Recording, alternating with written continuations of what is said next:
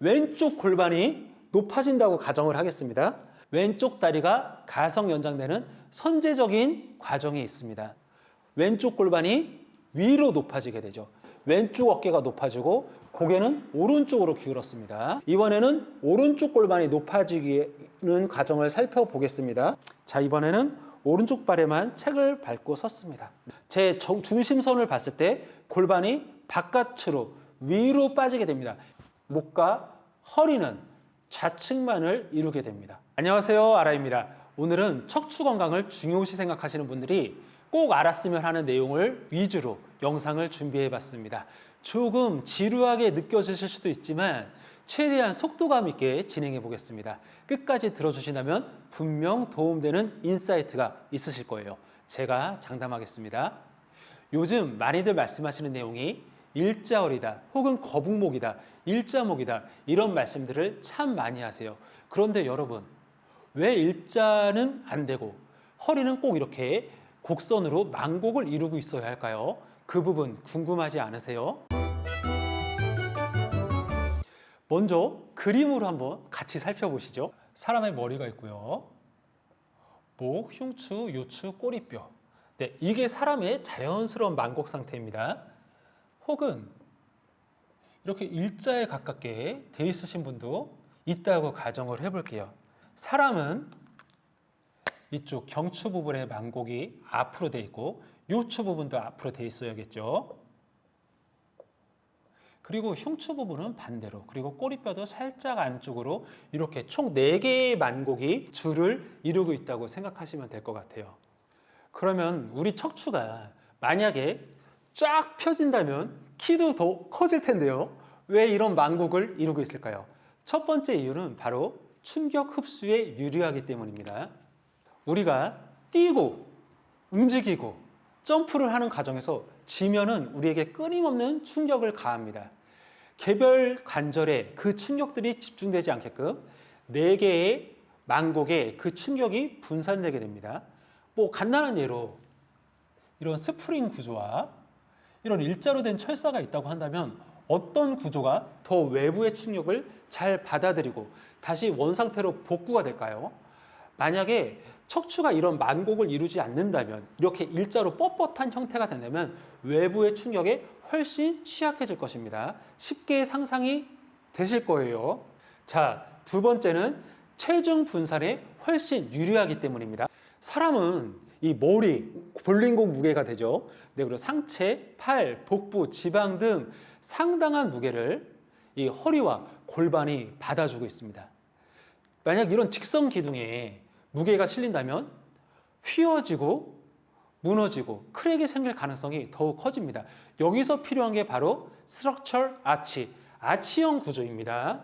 직선으로 된 다리보다 이렇게 아치형으로 된 어떤 굴뚝이라든지 네, 로마형 건축 구조들, 우리 흔히 이런 아치형 구조를 많이 볼 수 있는데요. S자는 이러한 만곡은 압력을 가해도 버팀력이 올라가게 됩니다. 사람 몸이 이러한 만곡을 가짐으로써 훨씬 더 유연하고 탄성 있게 우리 체중을 잘 버텨줄 수가 있는 셈이죠. 그렇기 때문에 자연스럽게 세 번째 이유가 나타납니다.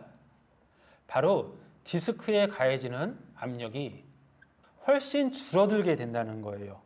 디스크는 충격을 흡수하기 위한 연성 구조로 되어 있지만 무한정은 아니기 때문에 이 만곡 구조와 결합되었을 때 더욱 안정적입니다.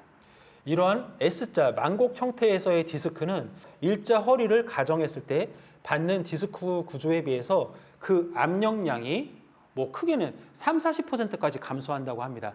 반면에 이런 일자 허리가 된다면 그 압력은 거의 150% 이상에 다다를 정도로 훨씬 크게 압력이 올라간다고 하는 것들이 밝혀져 있습니다.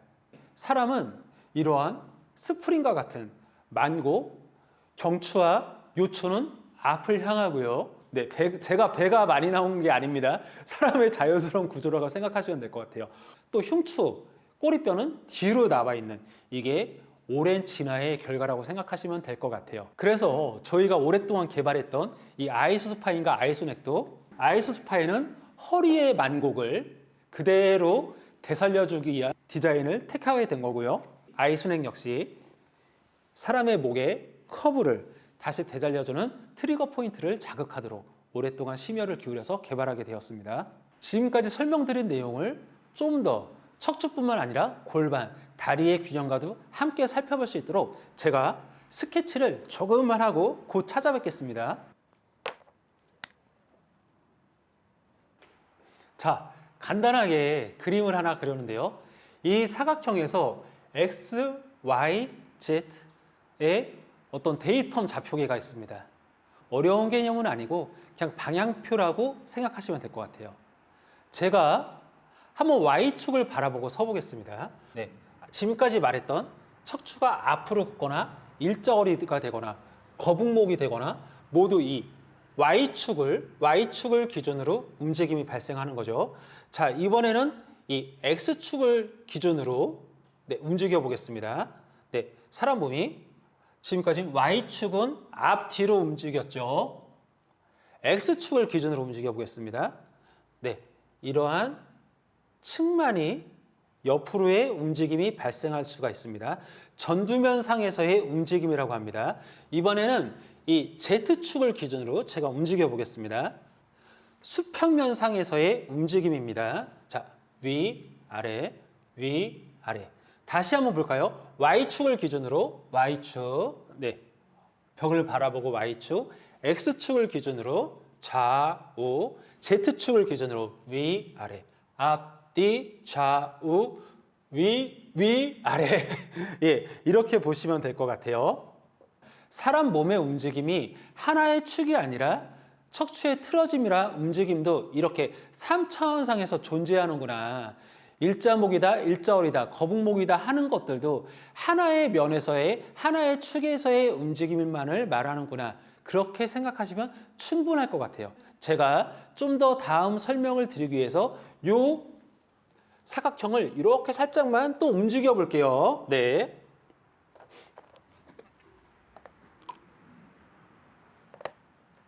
제가 이쪽, 자, 뭐 어려운 게 아니고요. 제가 이쪽 벽을 보고 서 있다가 우양우를 했습니다.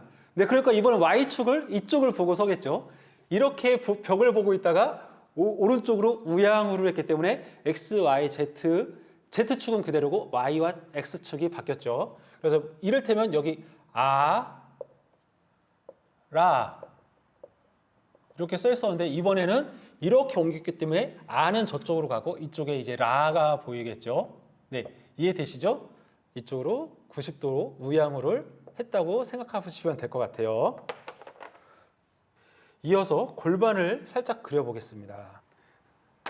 자, 그러면은 제가 바라봤던 방향 그대로 다시 한번 이 골반과 한번 연관지어서 생각해 보시죠. 자, 이쪽 Y축을 벽으로 해놓고 봤을 때는 골반이 좌우에 이렇게 위치를 하겠죠. 그렇기 때문에 이렇게 골반 꼬리뼈와 이쪽 양쪽 골반이 보이겠죠. 제가 우양우를 하겠습니다. 우양우를 했습니다. 그럼 여기 대퇴 비구가 됩니다. 다리가 드러나는 구멍이고요. 전상장골국, 후상장골국. 네, 골반의 옆모습이라고 보면 될 것 같아요. 자, 이번에는 제 손이 골반이라고 한번 생각해 보실게요. 네, 이 골반입니다. 그리고 여기 요 가운데 꼬리뼈가 있겠죠. 이 골반 자체는 이렇게 옆으로 봤을 때 앞으로 기울 수도 있고 뒤로 누울 수도 있습니다. 앞으로 기울 수도 있고 뒤로 누울 수도 있습니다. 그렇기 때문에 이 골반이 실제로 전방경사가 발생하기도 하고 후방경사가 발생할 수도 있다고 합니다. 네. 그러면은 이 골반이 앞으로 누울수록 네, 허리의 만곡은 더 심해지겠죠. 이게 필요 이상으로 앞으로 눕게 되면은 과전만이라고 합니다. 반면에 이 골반이 뒤로 눕게 되면 이것도 연출하기가 좀 힘드네요. 네, 허리가 일자가 되겠죠. 이거를 좀 더 쉽게 설명드릴 수가 있어요. 아까처럼 억지로 하는 것보다 다리의 힘의 균형이 골반에 어떻게 영향을 주는지 좀 더 직관적으로 알 수가 있는데요. 자, 제가 높은 하이힐을 신었다고 가정을 하고 발 뒤꿈치만 책 위에다 올려놨습니다. 어떻게 될까요? 네, 이 뒤꿈치가 올라간 만큼 골반이 살짝 앞으로 전방 경사를 일으키면서 허리에 이렇게 곡선이 만들어지게 됩니다. 그럼 이번엔 반대로 가볼게요. 네, 앞발만 이렇게 책 위에 올려놨습니다. 이 경우에는 어떻게 되죠? 골반을 뒤로 눌러주는 힘이 더 강해졌기 때문에 아까에 비해서 허리의 만곡이 줄어든 걸 보실 수가 있어요. 자, 앞으로 갔을 때 허리의 각도와 뒤로 갔을 때 허리의 각도. 허리가 후만된 만큼 무게중심을 잡기 위해서 목은 좀 더 앞으로 갈 가능성이 큽니다.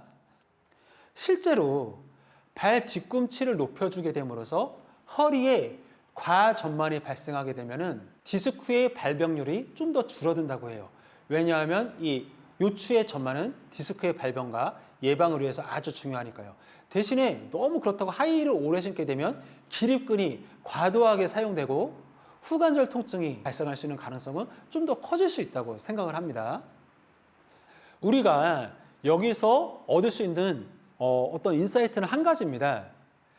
단순히 척추의 문제만으로 보지 않고 척추의 각도도 골반의 전방경사, 후방경사와 관련될 수 있고 또한 골반의 전방경사와 후방경사는 다리의 힙의 균형과도 연관이 된다는 거죠. 좀 더 디테일하게 들어간다면 햄스트링의 경직이라든지 이런 부분들이 골반에 영향을 주게 되는 겁니다. 그래서 우리는 다리, 보행, 습관 등에 의한 지구와의 중력에 대해서 내가 어떻게 대응하는지 그런 힘의 부하가 골반에 영향을 주고 척추의 만곡에도 영향을 줄 수가 있구나라는 것을 생각해 볼 수가 있습니다. 그렇기 때문에 평소에 바른 자세로 걷고 바른 자세로 서고 바른 자세로 책상에 앉아야 하는 이유가 되는 거죠. 그 부분도 여기다 정리하고 다음 단원으로 계속 진행을 하겠습니다. 자, 지금까지 이 Y축에 대해서 설명을 드렸습니다. 옆으로 90도를 꺾어서 Y축에 대해서 설명을 드렸어요. 그럼 다시 원래로 돌아와서 제가 벽을 보고 섰을 때 이 Y축을 바라보고 섰을 때 X축의 움직임에 대해서도 궁금하지 않으세요? 네, X축 좌우의 움직임에 대해서 지금부터 점검해 볼게요. 우리가 이 Y축에 해당하는 일자 허리, 일자 목, 거북목 등을 개선하기 위해서 많은 노력을 했는데도 여전히 몸에 불편함이 남아있다면 다른 식의 접근도 살펴볼 필요가 있는 거죠. 자, 근골격계의 통증이 오로지 전후방의 만곡의 소실에서만 온다면 왜 가운데가 아니라 몸의 가운데가 아니라 한쪽이 아플까요? 몸의 편측적인 통증은 정말 많이 발생하는 일입니다. 오히려 정가운데가 불편한 경우보다 한쪽 허리와 한쪽 목, 어깨가 상당히 통일된 양상을 보이는 게 일반적이지 않은가요? 저는 오히려 더 많은 것 같아요. 오른쪽이 불편하신 분들이 왼쪽이 불편하신 분들보다 좀 더 많습니다. 골반이요. 앞, 뒤로 지금까지 말씀드린 것처럼 앞, 뒤로 움직일 수도 있지만 오른쪽이 올라갈 수도 있고 왼쪽이 올라갈 수도 있습니다. 앞, 뒤로 움직인 걸 골반의 틸트라고 간단하게 설명을 드리고요. 골반이 위 혹은 바깥쪽으로 향하는 거를 골반의 쉬프트라고 그렇게 나눠서 한번 설명을 해볼게요.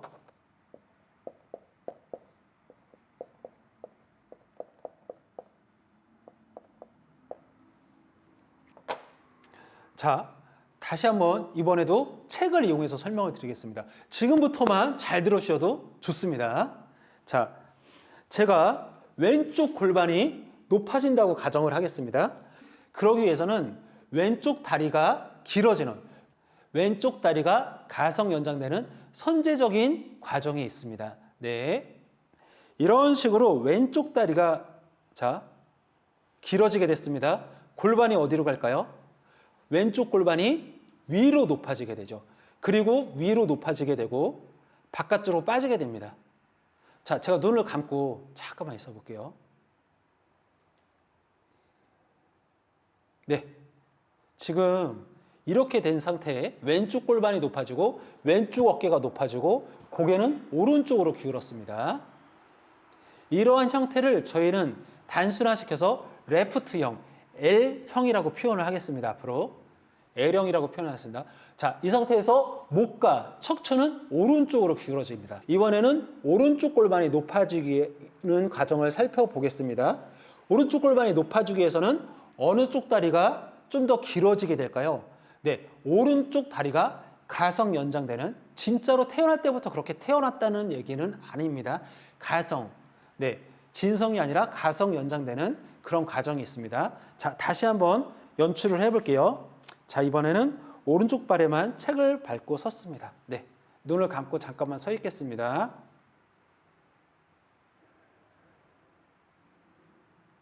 네, 너무나 자연스러운 현상이라고 느껴지실 거예요. 제 중심선을 봤을 때 골반이 바깥으로 위로 빠지게 됩니다. X축으로 움직임이 발생한 거죠. 골반이 위로 올라가고요. 오른쪽 어깨가 위로 올라왔습니다. 맞죠? 손의 위치도 다르겠죠.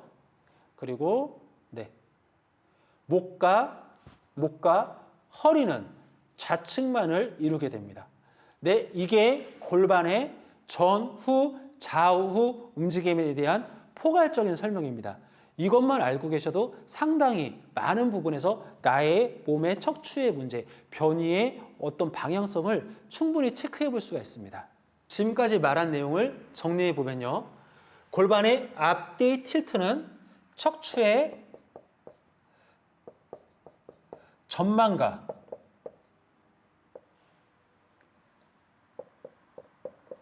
후만, 좀 더 세부적으로 뭐 일자허리, 일자목, 거북목 등을 형성하겠죠. 그리고 골반의 시프트는 척추의 측만, 그리고 편측적인 통증과 관련된다는 것을 설명드렸습니다. 오늘 내용을 참 열심히 나름대로 준비를 했는데 내용이 잘 전달되는지 유익한지 잘 모르겠네요. 그래도 관심이 있으신 분들은 충분히 제가 무엇을 말하고자 하는지 잘 전달이 됐을 거라고 생각합니다. 우리가 척추의 건강을 생각할 때 요즘 많이들 말씀하시는 이 척추의 일자허리, 일자목, 그리고 뭐 골반의 전방경사와 후방경사, 이 부분만 집중해서 볼 게 아니라 이 골반의 좌우 균형을 아주 매우 세심하게 보셔야 된다는 겁니다. 자, L형의 특징을 다시 한번 보여드리게 되면요.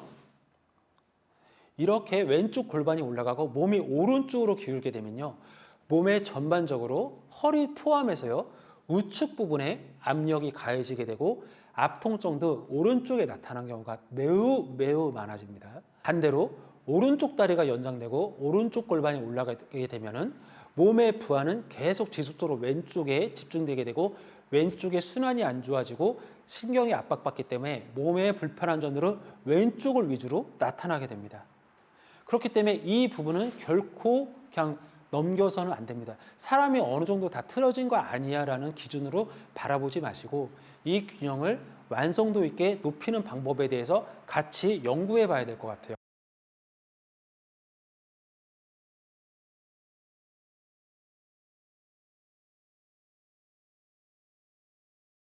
자, 오늘 시간은 기본적인 몸이 무너지는, 기울어지는 원인과 이유에 대해서 살펴봤어요. 그러면은 다음 시간에는 보다 어떤 습관들이 내 몸에 이러한 영향을 주는지 그 이유를 알아볼 수도 있고요. 그리고 내 몸은 L형과 R형, 어느 쪽에 속하는지를 또 탐구해 볼 수도 있는 방법. 그리고 일상생활에서 어떻게 하면 이러한 변이를 멈추고 예방하고 개선할 수 있는지 그러한 일상생활 교정법에 대해서도 설명을 드리겠습니다. 오늘 영상이 유익하셨다면 구독과 좋아요 눌러주시면 제가 앞으로도 꾸준히 영상을 제작하는 데 큰 동기부여가 될 수 있습니다. 감사합니다.